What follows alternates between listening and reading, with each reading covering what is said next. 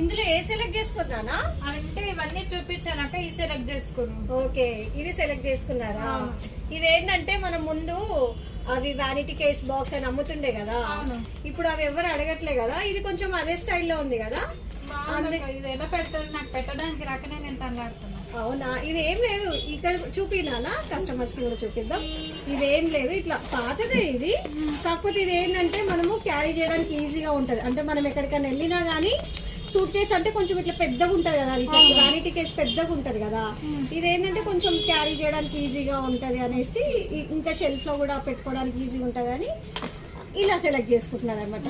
Friends చూడండి, engagements వస్తున్నాయి కదండి, చాలా మంది ఇలా సెలెక్ట్ చేసుకుంటున్నారు. కొందరు అయితే ఇలా మనకు బ్యాంగిల్ బాక్స్ లా కూడా యూజ్ అవుతుంది అనేసి వ్యానిటీ కేస్ కొందరు ఏమంటున్నారంటే అది మళ్ళీ యూజ్ చేయము పెద్దగా ఉంటుంది అని అంటారు. సో ఇది కూడా సజెస్ట్ చేస్తామండి. దాంట్లో ఇదొక మోడల్ ఉంది చూడండి ఫ్రెండ్స్, చూడండి. అండ్ ఇదొక మోడల్ ఫ్యాన్సీ టైప్.